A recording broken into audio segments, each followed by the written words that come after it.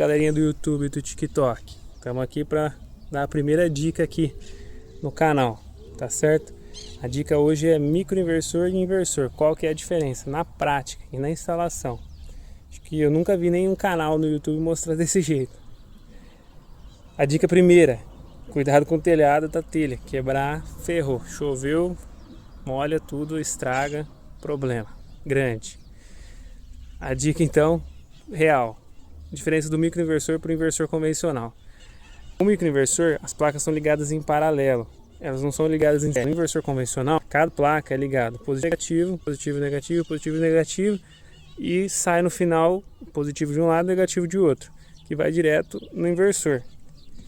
Depende, cada inversor é uma quantidade de placa, né? Isso interfere pela potência do inversor. Já no microinversor não, o microinversor é esse aqui, ó. O microinversor ele fica embaixo da placa, esse sistema aqui.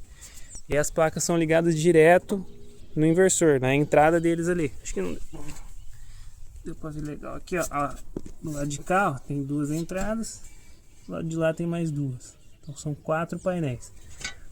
Aqui, no caso, são aquelas duas placas, essas duas estão ligadas junto, ali naquele inversor. E aí o que influencia, o que é a diferença de um inversor para o outro?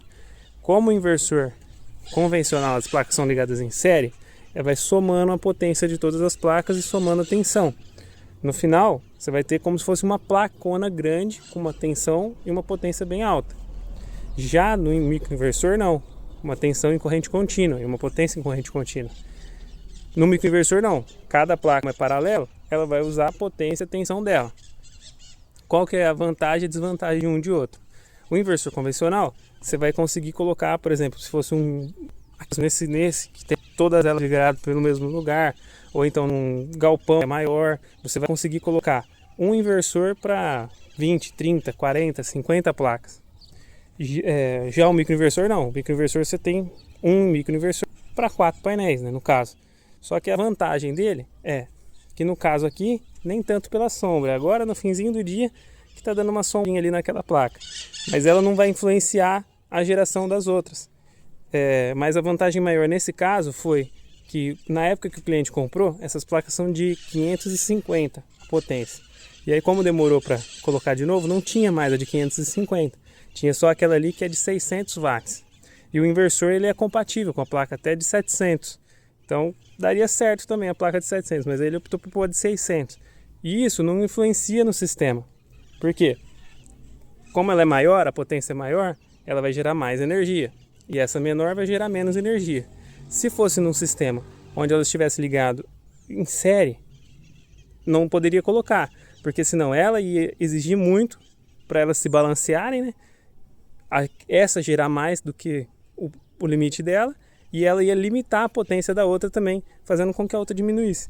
Isso esquentaria o sistema e não ia ficar compatível. Isso funciona também com a sombra.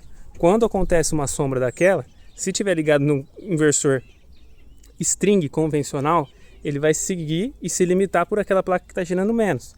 Então vamos supor eu aqui agora, eu estou fazendo sombra nessas 3 placas. Se fosse com o inversor string, elas estariam ligadas, vamos supor, essas 6 aqui junto. Aquelas 3, mesmo gerando mais, iria ficar limitada por essas 3 que eu estou fazendo a sombra. Já no microinversor não. Como as placas são separadas, a ligação, cada uma delas vai gerar o máximo possível. Então se aquela está pegando sombra, essas 3 pegando sombra, essas 3 não, elas estão ligando, essas 3 vão diminuir a potência delas só, não vão interferir naquelas. E aquelas não vão interferir nessa. Então, por isso que eu posso pôr uma placa de 600 junto com uma de 550 que não vai interferir, porque aquela vai estar ligada separada, né? Por conta das 4 entradas. E é isso. Ficou bem explicado. Inversor string, as placas são em série. Se pegar sombra ou colocar uma placa de potência diferente, dá problema. Microinversor, quando tiver sombra, ou então, caso, vamos supor que aqui ele quisesse colocar 20 placas, não ia caber, porque só tem mais aquele espaço.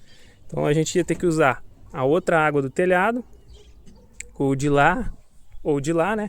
No caso, o melhor, o ideal, seria aqui para o norte. Como a gente está finalizando o dia, o sol morre para o oeste e nasce para o leste. Então ele vai nascer lá e morrer por ali. Então essa água aqui seria a que melhor geraria energia.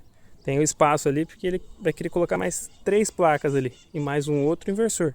Por isso que a gente não trouxe o sistema para cá. Então aqui tem mais um espaço para aumentar. E se caso ele quiser aumentar, a gente coloca. Lá pro lado sul é o pior de todos. Lá na frente, ou então naquele telhado lá, é o lado oeste, que vai pegar mais sol de noite, de tarde, né? De noite não tem sol. Ou então nessa água de cá, que é onde o sol nasce, que é a face leste, onde tem um pouco mais de perca. Então, já partindo para a terceira dica do vídeo. Posição melhor para o sol, para a geração solar. É virado para o norte, que é essa posição que a gente está aqui desse telhado.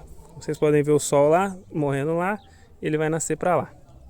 Então, é isso. Pega a visão e vem com nós, que sucesso. Aqui a energia solar você vai colocar e vai economizar na sua casa com certeza.